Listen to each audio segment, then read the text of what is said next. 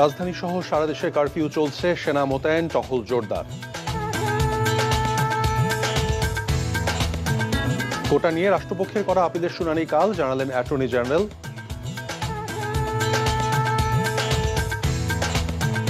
ছাত্র বিক্ষোভকে ভর করে বিএনপি জামাত সশস্ত্র ক্যাডার ঢাকায় জড়ো করছে, অভিযোগ ওবায়দুল কাদেরের। দেশে চলমান অবস্থা প্রভাব পড়েছে নিত্যপণ্যের বাজারে, ক্রেতার উপস্থিতি কম।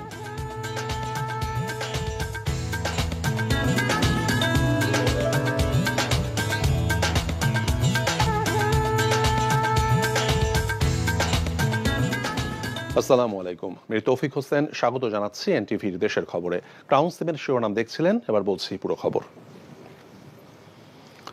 কারফিউ জারি ও সেনা মোতায়েনের পরে সকাল থেকে পুরো রাজধানী জুড়ে বিরাজ করছে থমথমে পরিবেশ। তবে দুপুর 12টার পরে 2 ঘন্টার জন্য কারফিউ শিথিল করলে বিভিন্ন স্থানে কিছু লোক বের হতে দেখা যায়। সকাল থেকে রাজধানীর বিভিন্ন গুরুত্বপূর্ণ পয়েন্টে দেখা গেছে সেনাবাহিনীর সদস্যদের উপস্থিতি।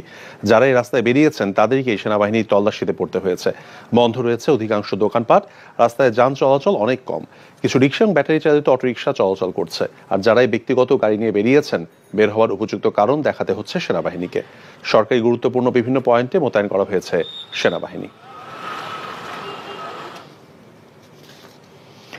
এদিকে সেনা মোতায়েনের পর দেশের বিভিন্ন স্থানে পরিস্থিতি উন্নতির দিকে। ঢাকা মাওয়া, ঢাকা আরিচা, ঢাকা টাঙ্গাইল, ঢাকা সিলেট ও ঢাকা চট্টগ্রাম মহাসড়কে যানবাহন চলাচল কিছুটা কম। জেলা শহরগুলোতে রিক্সা এবং ব্যাটারি চালিত অটোরিকশা চলাচল করছে। বন্ধ রয়েছে অধিকাংশ দোকানপাট। সরকারি সিদ্ধান্তে গুরুত্বপূর্ণ বিভিন্ন পয়েন্টে মোতায়েন করা হয়েছে সেনাবাহিনী। বরিশালের বিভিন্ন সড়কে চলাচলকারীদের বাধা দিচ্ছে আইনশৃঙ্খলা বাহিনীর সদস্যরা। রাস্তাঘাটে খুব একটা যানবাহন চলাচল করছে না। খুলনা মহানগরীতে ধীরে ধীরে স্বাভাবিক হচ্ছে পরিস্থিতি। চট্টগ্রাম বন্দরে জাহাজে পণ্য ওঠানামা স্বাভাবিক থাকলেও ব্যাহত হচ্ছে পণ্য পরিবহন। পাশাপাশি টহলে রয়েছে পুলিশ, র্যাব, বিজিবি সহ আইনশৃঙ্খলা বাহিনীর সদস্যরা। ভোলা শহরের বিভিন্ন গুরুত্বপূর্ণ স্থানে আইনশৃঙ্খলা বাহিনীর সদস্যদের দেখা গেছে। যানবাহন চলাচল স্বাভাবিক রয়েছে। ময়মনসিংহ এবং কেরানীগঞ্জে আইনশৃঙ্খলা বাহিনীর টহল দেখা গেছে।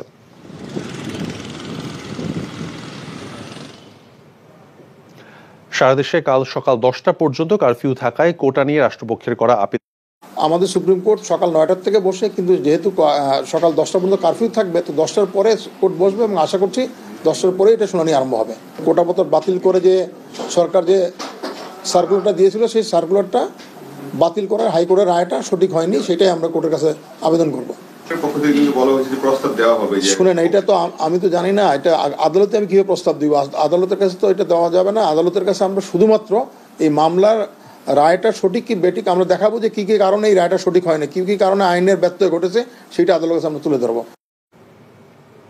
কোটা আন্দোলনের উপর ভর করে বিএনপি জামাত সারা দেশ থেকে সশস্ত্র ক্যাডারদের ঢাকায় জড়ো করেছে অভিযোগ করে আওয়ামী লীগ সাধারণ সম্পাদক ওবায়দুল কাদের বলেছেন, জনজীবনে শান্তি ফিরিয়ে আনতে সরকার বাধ্য হয়েই কারফিউ জারি করেছে। আজ এক সংবাদ সম্মেলনে তিনি এসব কথা বলেন। কোটা বিরোধী আন্দোলনের উপর ভর করে তারেক রহমানের নির্দেশে শিবির ছাত্র দলের সশস্ত্র ক্যাডার বাহিনী সহ সারা দেশ থেকে সন্ত্রাসীদের ঢাকা সিটিতে জড়ো করা হয়েছে এবং এই দুষ্কৃতিকারী এ সকল সন্ত্রাসী ঘটনা নেতৃত্ব দিচ্ছে। শেখ হাসিনা বাধ্য হয়ে এই ব্যবস্থা নিয়েছেন। আমরা দেশবাসীকে ধৈর্য ধরে সরকারের প্রশাসনকে সার্বিকভাবে সহযোগিতা করার জন্য অনুরোধ জানাব। কোটা সংস্কার আন্দোলনে নিহতের ঘটনার দায়ীদের বিচার দাবি এবং সব মিলিয়ে ন্যূনতম 5% কোটা সহ 8 দফা দাবি জানিয়েছে বৈষম্য বিরোধী ছাত্র আন্দোলন।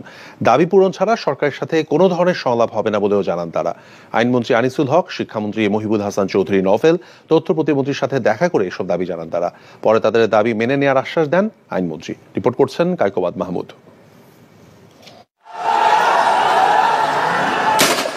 কোটা সংস্কারের দাবিতে শিক্ষার্থীদের শান্তিপূর্ণ আন্দোলন গত কয়েকদিনে সহিংসতা আর সংঘর্ষের রূপ নেয়।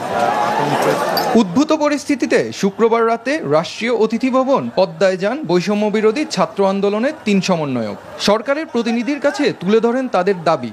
পরে সমন্বয়ক সার্জিস আলম, হাসনাত আবদুল্লাহ ও হাসিব আল ইসলাম গণমাধ্যমকে জানান, ইন্টারনেট সমস্যার কারণে তাদের দাবির কথা দেশবাসীকে জানাতে পারছিলেন না। আর এসব কথা জানাতেই তারা সরকারের মন্ত্রীদের সাথে দেখা করেছেন। আইন শৃঙ্খলা বাহিনী সহ যারা দায়ী ব্যক্তি, যারা আমাদের ভাইদের হত্যা করেছে, তাদের বিরুদ্ধে মামলা দায়ের করতে হবে, তাদেরকে গ্রেফতার ও দ্রুত সময়ে বিচার করতে হবে। শহীদ ভাইদের পরিবারকে আর্থিক সহযোগিতা, মাসিক ভাতা ও পিতামাতার মতামতের ভিত্তিতে পরিবারের একজন সদস্যকে চাকরির নিশ্চয়তা দিতে হবে।